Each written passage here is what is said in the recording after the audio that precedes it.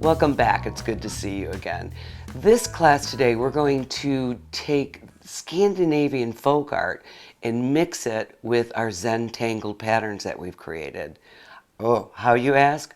It's a collage type folk art that we're going to be doing. It's highly decorative, but we're going to twist it up with our black and white patterns and our prints.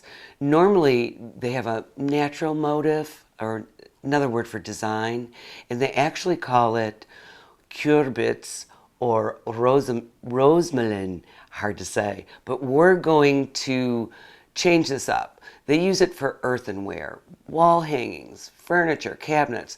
We're going to do ours just for the beauty of it, just for us.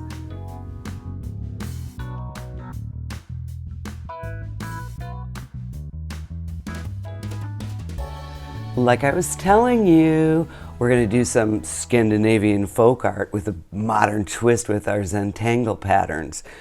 Patterns are an important part in artwork. On my website, we have an entire section on patterns that will teach you how to coordinate them. But this one today, we are going to go on our own. We're just going to make it our way. This was my examples in our Zentangle. This was my guide, my grid, so I knew what to do. These I'm not going to cut up today. I actually made new ones and decided to cut those up instead. And what do you think we're going to make? This is a hint. You're going to be making a bird, no bigger than the palm of your hand. You're going to design the bird on paper. Make sure it's balanced. Make sure it doesn't have a big head or a big tail feathers, because it won't work for our project, which I'm keeping a surprise. So after you've done that, you're going to trace it on cardboard.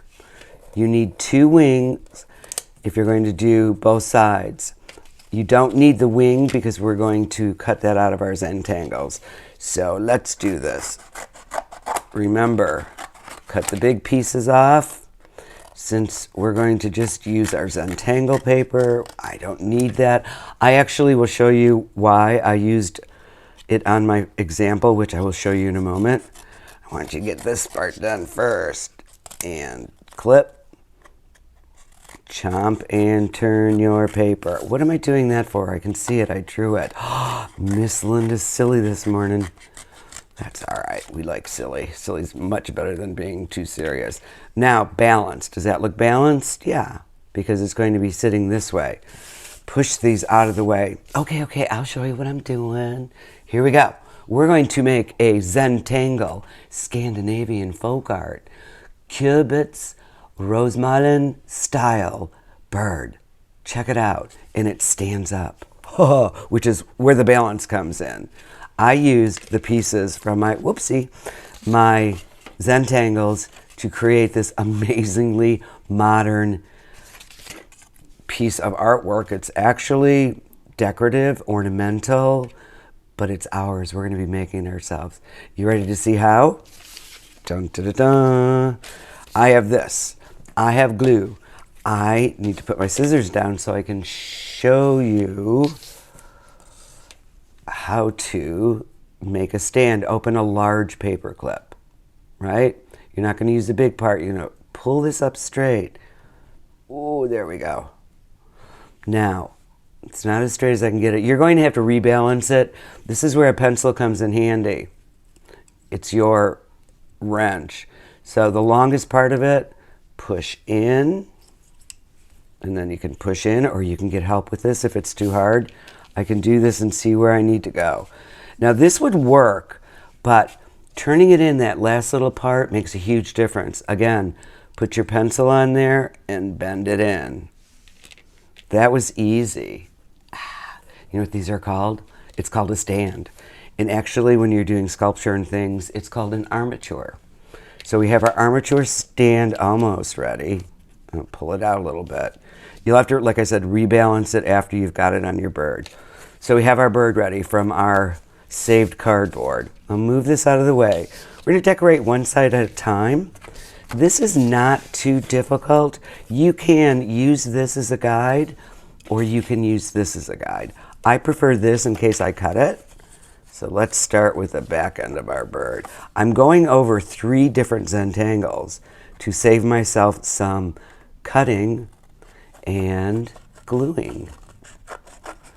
So I'm going to cut this off. Let's put this on, make sure the belly lines up and the tail is still covered.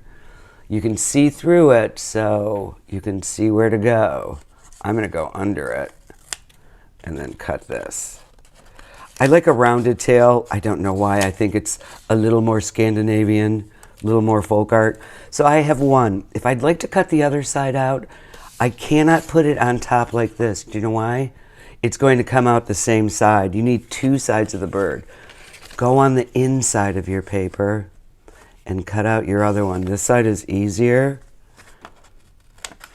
This was just my way. When I actually have friends in Sweden, and I saw a piece of artwork that they gave me, and I don't know why it reminded me of this, but I was like, oh, we could use our Zentangles for something. So let's see if I did this right. Since my big finger stuck in the scissors, I did. There, I did it correctly because I made sure. Now, if it doesn't line up, you got all these little pieces to fill. So let's start this out. We're going to do only one side. Again, glue on the outside. Let me open this up a little bit more. Glue on the outside and put it down. Now, when you go on the other side, it's going to be a little more difficult because we're going to take our stand and tape it inside our bird. I have artist tape, which is extremely strong. You could use something else. I would not use duct tape because glue will not stick to duct tape. I put it down once. Masking tape would be my second choice. If you use cellophane or clear tape, just make sure you tape it really, really good. That again will have a harder time for the glue to stick to it. This is a little tall, so I'm going to nip it off. Did I nip it off enough? Yeah. It's like I gave it a little haircut. There. Now this is nice and secure. You can almost see how you're going to have to be balancing this. Now I don't have everything on it, so it's not the correct weight. So let's do this side. The side with the tape on it, I'm going to suggest you use a little more glue. A little more glue. I always say a little glue goes a long way. Not today. There we go. I have to move it down. So I see that little spot right there. I can see the curves that I have on this one. I know I can just fill that in. That's why Miss Linda always says, save your scraps. This time the glue goes on the bird. And the little tiny piece is going to fill in there. Again, another piece of artwork that's going to seem like it's a puzzle. Ooh, the good thing about white glue is you can move it a little bit. Now this one's different. It's got a long piece. So let's see if I can eyeball that. Eyeballing it means that you're looking at it without measuring. It's a strange word for sure. There we go. Cut it off there, round it. Puzzle, puzzle. Whoa, Nelly. Let's just upset the whole thing. I think I'm just too anxious to finish this and show you how beautiful it is. Plus, I've been known to be a bit of a reckless art teacher. Now this one is pointing up. That doesn't matter because you just, again, snip it off. Give it a trim. And if it's not all covered, who's going to see that when it's from far away because of all these patterns that we have?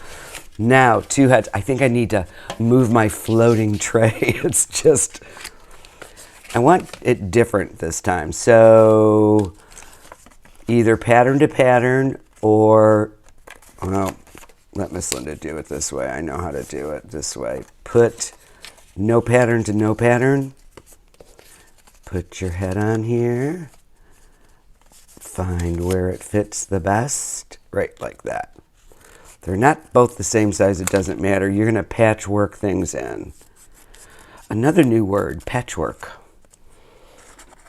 Learn new things every day. There we go. Two heads. Scissors off. Doesn't matter if you have too much glue because you will be gluing something over it. This side for this side. Boom. This side for this side. Now this is where you can fill it in. You have a choice to put wings on it or just leave it this beautiful, simple Looks like Miss Linda should have cut it a little bit bigger than my little piece there. I don't like that, but I think that would look really good. Oh, we have a uplifting. Just like our collage on the website, on the YouTube channel rather. We had to lift it. Oh, that's like a perfect fit. This is what I mean about scraps. They will surprise you. Now, I'm going to put this on this so that I don't have to lift next time. Even art instructors can learn a few things when they're doing stuff. There we go. Ooh, the patterns are looking good though. They're complementing each other. Again, we have a belly issue here. Let's do this. We need the rounded part. I'm just going to, again, eyeball it. When you do things over and over again, it's easier to do things like eyeballing it. Now, I'm doing this so that if I need to trim it, I just can trim it off. I don't have to worry about it fitting perfectly. Or make two pieces out of it. Boom. 1 and 2. That made it easier. Again, these patterns, these matched up. My puzzle is coming together nicely. Now, once you've filled the entire bird in, I'm looking at this for a possible, oh, that would make it look like it has a headpiece. You know, we're doing it. Once again, you won't know what's going to happen until it's finished. So this bird is finished quite fine. You can then, if you like, take a marker and designate an eye. You can put wings on it if you like. The wings are not that hard to do. I'll do one really quick. I'm just going to, I remember it was a teardrop shape. Then you're going to fold, I want that on the underside. So you're going to fold it like this, put a little glue on it, find out, do you want your bird sitting, flying? I'm going to put it this way. I believe I put it the other way on the other one. Look. So simple, so cool. Finish it up, and again, you have a marker that you can actually fill this in to make a beak. This one is talking. It has a double beak. See? I didn't expect that. Do my eye. Now comes the balancing act. Let's see. I only have one wing, so I'm going to push this way while I'm holding the bottom, let go, and hopefully I lost my wing. All right, here we go. I have glue on my fingers. Miss Linda finds it funny when I do things like this because I think I know what I'm doing and I think it's going to work, and then I have to fuddle-duddle around with it. Oh, yeah, there we go. This one I did fiddle around with quite a bit in order to get it. 2 wings will balance it out better. Clean up after yourself when you're done. Remember, when we take something that is from an old style from another country, Scandinavians make some beautiful artwork. In fact, let me show you. This is my inspiration. This is what I was talking about, the designs, the patterns. Make it for yourself, make it for someone else. You'd make them really happy.